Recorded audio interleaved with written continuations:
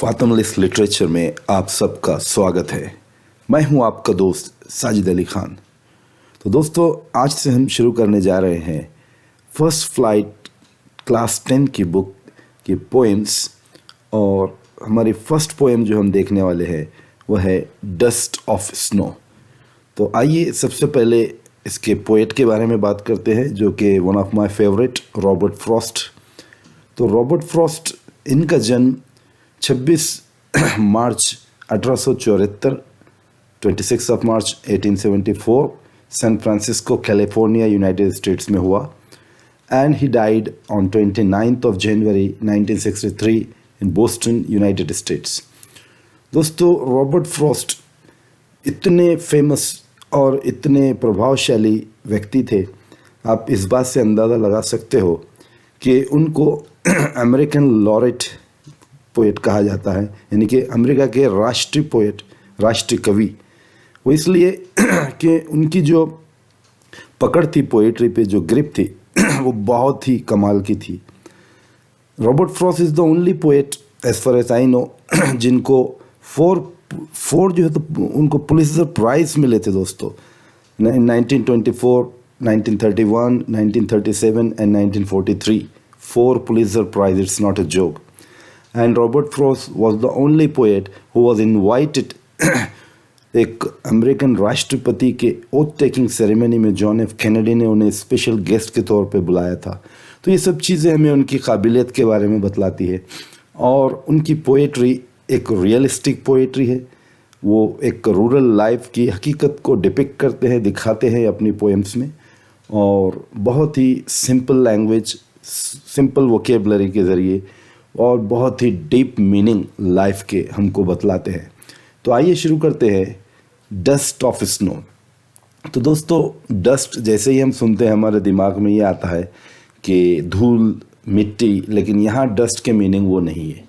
Dust यहाँ represent कर रहा है पार्टिकल्स, स्मॉल एलिमेंट्स, यानी स्नो के जो पार्टिकल्स होते हैं तो वो डस्ट कहा जा रहा है यहाँ पे।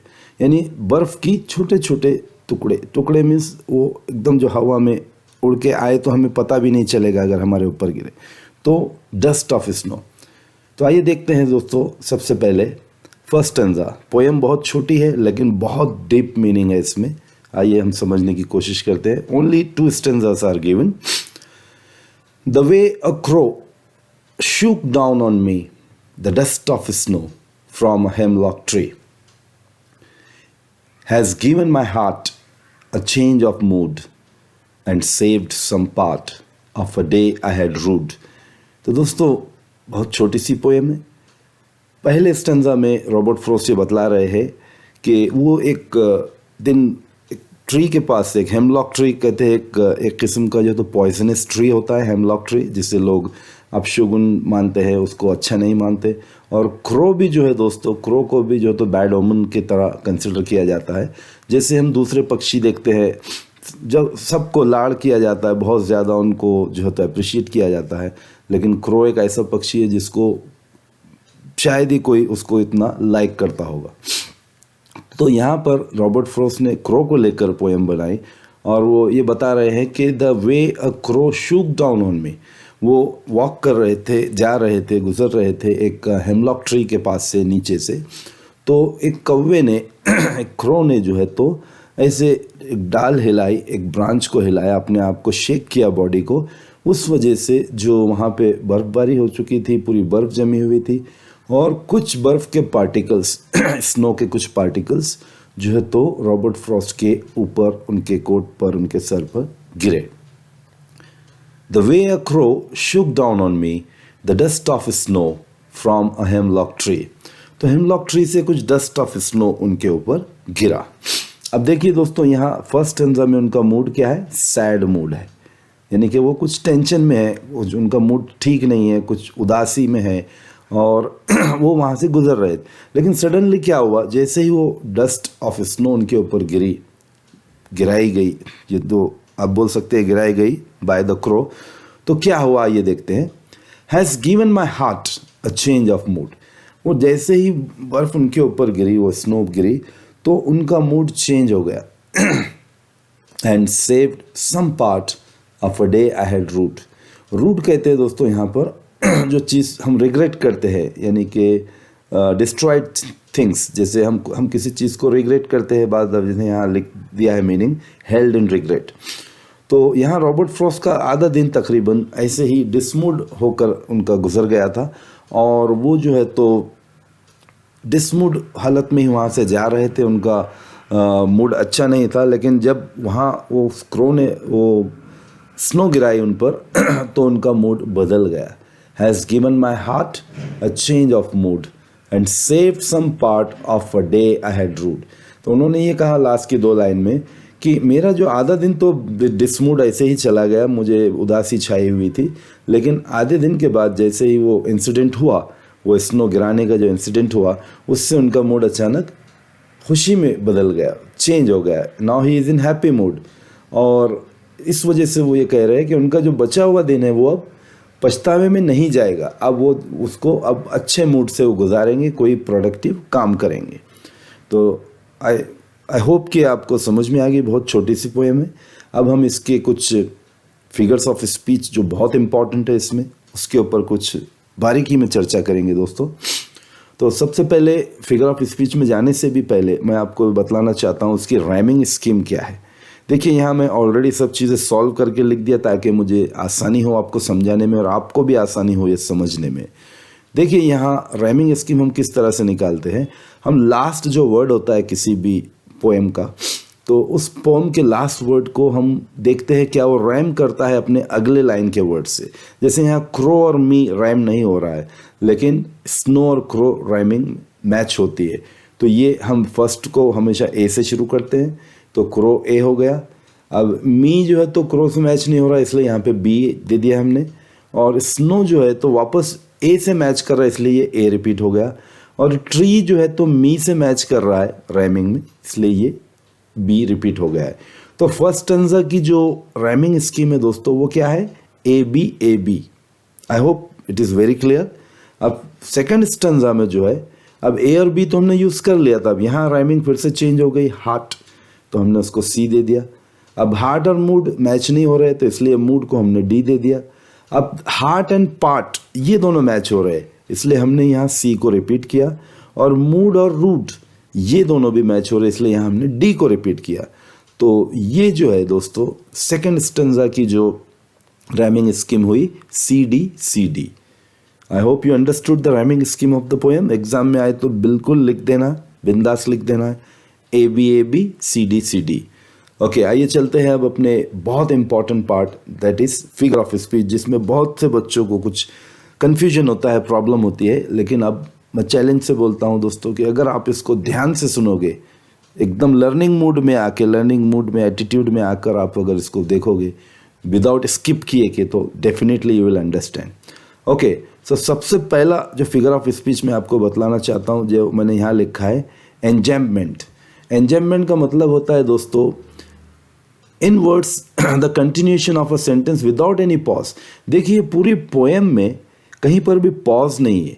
कहीं कॉमा दिख रहा है क्या आपको? क्रो के बाद, मी के बाद, स्नो के बाद, ट्री के बाद, heart, mood, part, direct last में रूट के बाद फुल स्टॉप है। यानी कि the whole poem is without any pause. वहाँ कॉमा भी नहीं है, सेमी कॉलन नहीं है, कॉलन नहीं है, हमने कोई भी जो है तो पंक्चुएशन का यूज़ नहीं किया है। यानी कि ये कौन सा फिगर ऑफ स्पीच हुआ? एंजैम्पमेंट। एंजैम्पमेंट का मीनिंग आप यहाँ देख सकते हो, आपकी आसानी के लिए मैंने यहाँ लिख दिया है। किसी भी वर्ड्स में जब कंटिन्यूएशन ऑफ आइडियाज़ होता है, वहाँ कोई पॉज नहीं होता है, इवन लाइन भी चेंज हो रही है, कपलेट चेंज हो रहा है, स्टेंजा भी चेंज हो रहा है, तब भी कोई वहाँ फुल स्टॉप, कॉमा ये नहीं आता है, तो इसका मतलब ये पूरी पोएम एंजैम्पमेंट है। ओके, आइए बढ़ते हैं अगले पार्ट की तरफ। अब यहाँ देखिए दोस्तों, शूक डाउन ऑन मी, तो यहाँ पर ये जो फिगर ऑफ स्पीच का इस्तेमाल हुआ ये है एसोनेंस, यानी ये वॉवेल के साउंड रिपीट हो रहे हैं दोस्तों यहाँ पर। तो एसोनेंस हम जो है तो किसे कहते हैं, जहाँ पर ये देखिए ओ ओ ओ, ये तीनों जगह ये वॉवेल का साउंड रिपीट हो रहा है, तो इसलिए ये जो वहाँ फिगर ऑफ स्पीच हुई assonance. I hope you have understood this. तो आइए देखते हैं अगली फिगर ऑफ स्पीच जो यहाँ इस्तेमाल की गई, हैज़ हार्ट एंड सेव्ड सम। ये भी जो है दोस्तों यहाँ पर भी जो है तो एक फिगर ऑफ स्पीच का इस्तेमाल किया गया इन दोनों लाइन में, जिसे हम एलिट्रेशन कहते हैं। तो एलिट्रेशन क्या होता है दोस्तों? ये occurrence of the same letter और साउंड। ओके, कोई सेम लेटर या सेम साउंड अगर बार बार रिपीट हो रही है, उस फिगर ऑफ स्पीच को हम एलिट्रेशन कहते हैं। तो एलिट्रेशन में यहाँ देखिए हैज़ हार्ट, एच का साउंड रिपीट हो रहा है। इसी तरह यहाँ पर सेव्ड सम, एस का साउंड रिपीट हो रहा है। तो ये दो लाइन में यहाँ एलिट्रेशन का इस्तेमाल किया गया है। आइए बढ़ते हैं नेक्स्ट फिगर ऑफ स्पीच की तरफ। तो ये है कॉन्सोनेंस। यहाँ पर देखिए, of a day I had rued. तो तीनों जगह ये डी डी डी का साउंड रिपीट हुआ है, और ये डी जो है तो कॉन्सोनेंट है, ठीक है, ये वॉवेल नहीं है। यहाँ वॉवेल का साउंड रिपीट हुआ तो हमने उसे एसोनेंस कहा, लेकिन कॉन्सोनेंट का साउंड जहाँ रिपीट होता है उसे कॉन्सोनेंस कहते हैं। तो ये एक फिगर ऑफ स्पीच हो गया। और नेक्स्ट है हमारा जक्स्टापोजिशन। ये भी बहुत इम्पॉर्टेंट है दोस्तों। जक्स्टापोजिशन हम उसे कहते हैं जब राइटर दो कॉन्ट्राडिक्टरी आइडियाज़ को एक साथ मिलाकर किसी पोएम में बतलाता है। जैसे यहाँ देखिए, फर्स्ट स्टेंजा में रॉबर्ट फ्रॉस्ट जो है वो एक सैड मूड में थे, ठीक है, गुस्से में थे, दुख में थे, तकलीफ में, व्हाटएवर। तो यहाँ मूड डिफरेंट था। लेकिन सेकंड स्टेंजा में देखिए उनका मूड चेंज हो गया, वो स्नो गिरने की वजह से, उनके ऊपर स्नो छिड़कने की वजह से। तो यहाँ दो स्टेंजा में दो डिफरेंट मूड है। First stanza stands for sad mood, second stanza में हैप्पी मूड है। तो ये दोनों स्टेंजा में राइटर ने दो डिफरेंट मूड्स, दो डिफरेंट सिचुएशन को एक साथ बतलाया है। तो इसका मतलब यहाँ पर जो फिगर ऑफ स्पीच यूज हुई है वो है जक्स्टापोजिशन। इसके मीनिंग क्या होते हैं सिंपल में? Means the fact of two things being seen और place close together with contrasting effect. दो चीज़ों के दो अलग अलग फैक्ट को राइटर ने एक ही जगह जो है तो पेश किया है, और एक जगह लाकर उसमें फ़र्क बतलाया है कि देखिए हैप्पी मोड में आदमी क्या करता है, सैड मोड में आदमी किस तरह बिहेव करता है। तो दो पोएम बहुत छोटी दिखती है दोस्तों, लेकिन ये बहुत मायनी खेज पोएम है, बहुत ही मीनिंगफुल पोएम है। इसके बाद हम देखेंगे अपना अगला जो फिगर ऑफ स्पीच है इसमें, यह है सेनेक्डकी। सेनेक्डकी हम एक्चुअल किसे कहते हैं दोस्तों? जब a part is made to represent the whole और वाइस वर्सा। कोई एक चीज़ अपने पूरे, जैसे हम किसी का हाथ की बात कर रहे हैं लेकिन हम पूरे इंसान की बात कर रहे हैं, ठीक है। जैसे अपने सेनेक्डकी में हम एग्जांपल ये दे सकते हैं, फॉर एग्जांपल लाइक कोई कंट्री है, अगर वो कोई मैच में हार जाती है, ठीक है, जैसे ऑस्ट्रेलिया लॉस्ट बाय 5 विकेट्स, तो हम बोल तो रहे हैं ऑस्ट्रेलिया लॉस्ट, लेकिन एक्चुअली वो पूरा देश नहीं हारा है। वो एक 11 प्लेयर की जो टीम थी, ऑस्ट्रेलियन टीम, उस टीम ने हारा है, लेकिन वो रिप्रेजेंट करती है पूरे कंट्री को। Are you getting my point? वो टीम रिप्रेजेंट करती है पूरे कंट्री को, इसलिए हम क्या बोलते हैं? ऑस्ट्रेलिया लॉस्ट, राइट, या Australia wins. Are you getting my point? तो ये इस तरीके से सेनेक्डॉकी होती है, कोई एक चीज़ कोई बहुत बड़ी पूरे चीज़ को रिप्रेजेंट करती है। जैसे यहाँ पर जो सेनेक्डॉकी का इस्तेमाल हुआ है, तो ये है हार्ट। यहाँ हार्ट का मतलब पोएट खुद है, रॉबर्ट फ्रॉस्ट अपने आप को कह रहे हैं, has given my heart. Given my heart means a change of mood. उनके हार्ट का मूड चेंज हुआ था क्या? नहीं, मूड तो पूरा इंसान का चेंज होता है, खाली हार्ट का मूड चेंज नहीं होता है, राइट।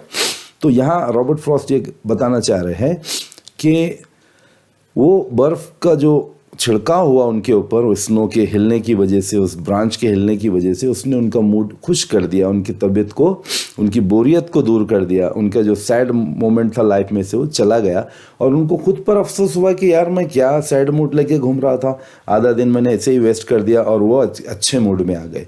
तो यहाँ हार्ट जो है रिप्रेजेंट कर रहा है एक पूरे ह्यूमन बीइंग को। खुद रॉबर्ट फ्रॉस्ट अपने लिए इस वर्ड को यूज़ किया है उन्होंने, इसलिए इस फिगर ऑफ स्पीच को हम कहते हैं सेनेक्डकी।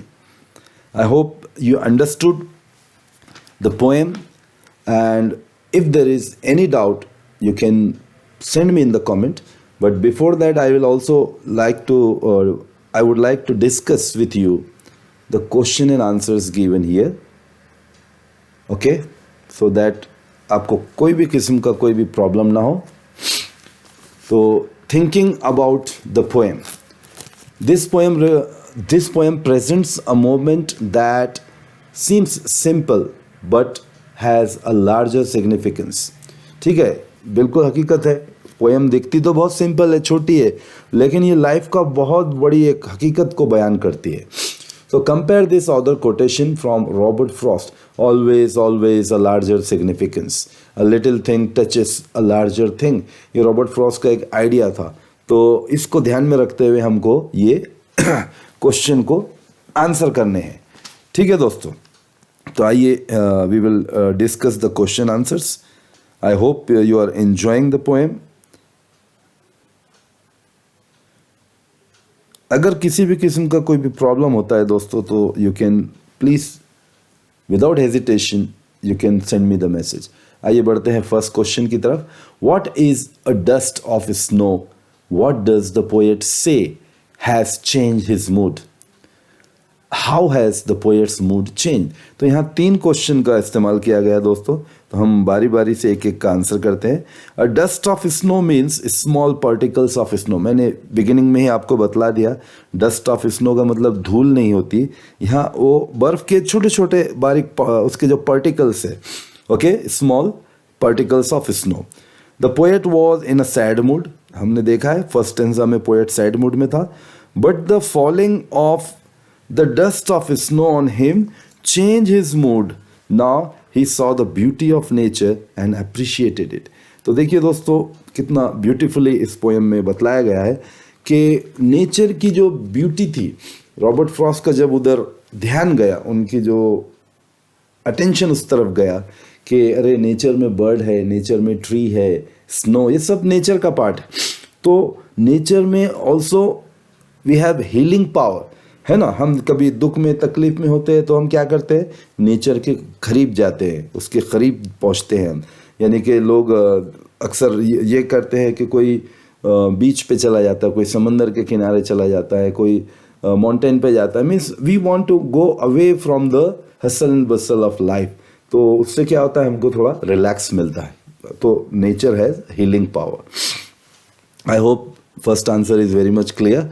Now second one, how does Frost present nature in his poem? In this poem, the following questions may help you to think of an answer. अब हमको ये सब क्वेश्चंस जो दिए हुए हैं, इसको ये ध्यान में रखते हुए आंसर करना है कि फ्रॉस्ट ने यहाँ पर एक हीलिंग पावर कैसे बतलाया है नेचर में. तो first question is there, what are the birds that are usually named in poems? यानी जनरली पोएम्स किन बर्ड पे लिखी जाती है? Do you think a crow is often mention in poems? जाहिर सी बात है दोस्तों, मैंने तो नहीं देखा है. हाँ, एक पोएट को देखा था, टेड ह्यूग्स. शायद आपने अगर पढ़ा होगा, उसने कौवे पर भी बहुत अच्छी पोएम लिखी थी, टेड ह्यूग्स. लेकिन जनरली पोएट्स क्या करते हैं, ब्यूटीफुल बर्ड्स पे पोएम लिखते हैं. ठीक है, आइए पहले हम क्वेश्चन पूरा पढ़ लेते हैं. What images come to your mind when you think of a crow? अगर आप कौवे के बारे में सोचते हो तो आपके माइंड में कौन से इमेजेस आते हैं? तो आइए देखते हैं इसका आंसर हम किस प्रकार से दे सकते हैं. Generally birds which are beautiful और which have a sweet voices are usually named in the poem. जैसे बहुत पॉपुलर जो बर्ड है ये अपने ककू, राइट, उसका जिक्र होता है, मैना का होता है, पिकॉक का होता है, right, even the parrot we talk too much. तो a crow is rarely mention. कोई भी पोएट क्रो पे शायद ही कभी लिखता होगा, लेकिन रॉबर्ट फ्रॉस्ट ने इसको लिखा है. इसीलिए तो इनको रियलिस्टिक पोएट कहा जाता है दोस्तों. ये फैक्ट के बारे में लिखते थे. He mentioned about the life and he mentioned that how a crow, जिसको हम बैड ओमन समझते थे, एक क्रो को जो एक अपशगुन मानते थे, जिसे डेथ की निशानी भी समझते थे, उसने इनका मूड चेंज कर दिया. यानी एक ऐसी चीज़ जिसको वो बुरा समझ रही थी दुनिया, वो उसने भी इनको जो है तो एक पॉजिटिव वाइब्स दे दी. ठीक है. But Frost is a poet of nature. He considers every bird worth mentioning in his poem.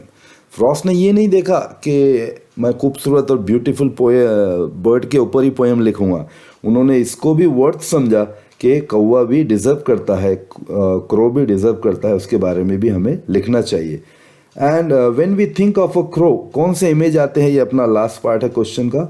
तो सैड इमेजेस आते हैं दोस्तों जनरली हमारे माइंड में, क्योंकि कौवा काला होता है और निगेटिव वाइब्स आ सकती है, लेकिन डिपेंड करता है हम किस तरीके से परसीव करते हैं उस चीज़ को, हमारा परसेप्शन क्या है, हमारा जो परसेप्शन होगा वैसे ही हम उसको समझेंगे। आइए बढ़ते हैं नेक्स्ट क्वेश्चन की तरफ। Again, what is a hemlock tree? Why does the poet write about more beautiful trees such as a maple or an oak or a pine? तो ये क्वेश्चन भी हमें पूछ रहा है कि हाँ उसने हेमलॉक ट्री को ही क्यों लिया है, क्योंकि हेमलॉक ट्री को भी अपशगुन माना जाता है, वो बहुत ही पॉइजनस किस्म का प्लांट होता है। A hemlock tree is a poisonous plant with small white flowers. The poet mentions this plant or tree because the crow as well as the plant match the poet's mood. तो poet ने दोनों negative चीज़ों का सहारा लिया है अपने first stanza में। Hemlock का भी, वो भी नेगेटिव है क्योंकि वो भी पॉइजनस है, कोई उसको लाइक नहीं करता है, और क्रो का भी। तो दो नेगेटिव चीज़ों का सहारा लेकर पोएट ने ये बतलाने की कोशिश की है कि किस तरीके से जिन चीज़ों को हम नेगेटिव मानते हैं, जिन चीज़ों को हम अपशगुन मानते हैं, वो भी हमारी लाइफ में खुशियाँ ला सकती है, वो चीज़ें भी हमारे मूड को ठीक कर सकती है और हमें पॉजिटिव वाइब्स दे सकती है। तो ये जो अपशगुन और ये जो ब्लाइंड फेथ वगैरह जो होते हैं दोस्तों, ये सब हमारे दिमाग की उपज है, हमें इस पे ज़्यादा बिलीव नहीं करना चाहिए। Okay, next is what do the crow and hemlock represent, Joy और सॉरो? तो यहाँ पूछ रहा है इनसे जॉय या सॉरो, तो ऑफकोर्स सॉरो ही रिप्रेजेंट करते हैं, लेकिन मैं पूरा क्वेश्चन एक साथ आंसर करूंगा। Let me finish the question. What does the dust of snow that the crow shakes of a hemlock tree stand for? तो डस्ट ऑफ स्नो यहाँ किस चीज को रिप्रेजेंट कर रहा है, उसकी मीनिंग क्या होते हैं? Yes, there has been sorry, okay, and the crow and hemlock tree represent sorrow and evil। जैसे कि मैंने बतलाया, sorrow और evil बतलाते हैं। they match the poet's mood, क्योंकि उसका मूड शुरू में ख़राब था, सैड मूड था, इसलिए वो मैच कर रहे थे, इसलिए उसने पोएट ने, रॉबर्ट फ्रॉस्ट ने जो है तो स्टार्ट में उन दोनों को लिया है। द डस्ट और snow stands for something joyful. यहाँ लेकिन वो खुश क्यों हुआ, उसका मूड क्यों चेंज हुआ? क्योंकि डस्ट ऑफ स्नो जो है, स्नो जो है तो एक जॉयफुल चीज़ के लिए यहाँ पर बताई गई है, उससे उसको खुशी मिली। So the falling of the snow on him change his mood, इसीलिए तो उसका मूड चेंज हुआ, इसीलिए तो खुश हो गया, सैड मोमेंट चला गया लाइफ से, बल्कि उसे पछतावा भी हुआ कि मैंने अपना आधा दिन जो है तो ऐसे ही वेस्ट किया है। Okay, and the next question is, have there been times when you felt depressed or hopeless?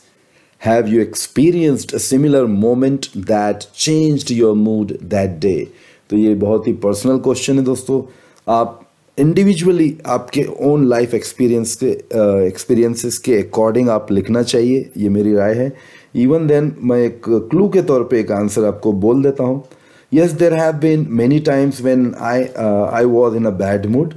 होता है ऐसे, कभी हम डिप्रेस होते हैं, कभी सैड होते हैं। Life is always a bumpy road. कभी ऐसा नहीं होगा कि हम हमेशा खुशी रहेंगे, या ऐसा भी नहीं होगा कि हम हमेशा दुख में रहेंगे। Okay, sometime God test our patience and sometime God is giving us too much happiness. तो ये चलता ही रहता है दोस्तों। तो ये एक्सपीरियंस आपने अगर किया होगा ऐसे, तो you can mention your own experience, और उस टाइम आपका मूड किस तरीके से बदला, राइट? जैसे हम कोई चीज़ खुशी की अगर देखते हैं तो हमारा मूड बदल जाता है। तो आप हम सपोज हम गार्डन में गए, हरे हरे झाड़ को देखा, राइट, वहाँ पे बर्ड्स को देखा, तो इस तरीके की चीज़ों से हमारा क्या होता है दोस्तों, मूड फ्रेश होता है, मूड चेंज हो जाता है। तो उम्मीद है आपको ये पोएम समझ में आई है, और आशा करता हूँ कि आप इसको ज़रूर लाइक करोगे। अगर मेरे वीडियोस आपको अच्छे लगते हैं तो ज़रूर मेरे चैनल को सब्सक्राइब कीजिए, शेयर कीजिए आपके दोस्तों में जो जो भी डिज़र्विंग है इसके। और साथ ही साथ मुझे आपके अगर कोई सजेशंस है तो ज़रूर बतलाइए, और मिलता हूँ आपसे नेक्स्ट पोएम के साथ बहुत जल्द। Till then take care, bye bye and God bless you all.